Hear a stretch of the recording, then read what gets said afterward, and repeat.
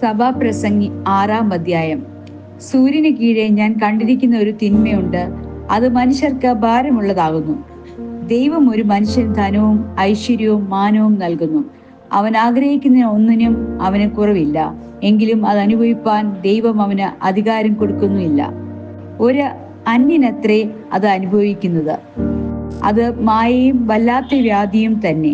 ഒരു മനുഷ്യൻ 100 മക്കളെ ജനിപ്പിക്കുകയും ഏറിയ സംവത്സരം ജീവിച്ച് ദീർഘായുസ്സായിരിക്കുകയും ചെയ്തിട്ട് അവൻ നന്മ അനുഭവിച്ച് തൃപ്തനാകാതെയും ഒരു ശവസംസ്കാരം പ്രാപിക്കാതെയും പോയാൽ ഗർഭം അലസിപ്പോയ പിണ്ടം അവനേക്കാൾ നന്ന് എന്ന് ഞാൻ പറയുന്നു.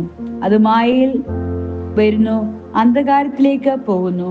അതിന്റെ പേർ അന്ധകാരത്തിൽ മറഞ്ഞിരിക്കുന്നു. സൂര്യൻ അത് കണ്ടിട്ടില്ല, അറിഞ്ഞിട്ടുമില്ല. മറ്റവനേക്കാൾ അധികം വിശ്രമം അതിനുണ്ട്. അവൻ ഈരായ്ത്താണ്ട് ജീവിച്ചിരുന്നിട്ടും നന്മ ലഭിച്ചില്ലെങ്കിൽ എല്ലാവരും ഒരു സ്ഥലത്തേക്കല്ലയോ പോകുന്നത്.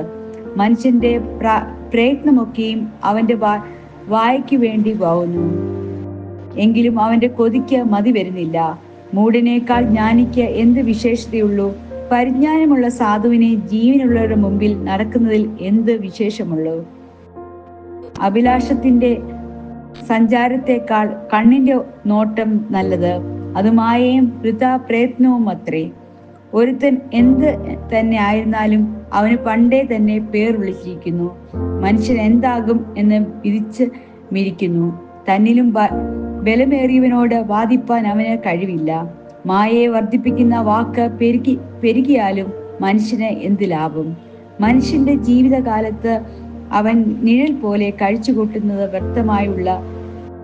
വ്യർത്ഥമായുള്ളൂ. ആയുഷ്കാലമൊക്കെയും അവന് എന്താവുന്നു നല്ലതെന്ന് ആർക്കറിയാം? അവന്റെ ശേഷം സൂര്യന് കീഴെ എന്ത് സംഭവിക്കുമെന്ന് മനുഷ്യനോട് ആർ അറിയിക്കും?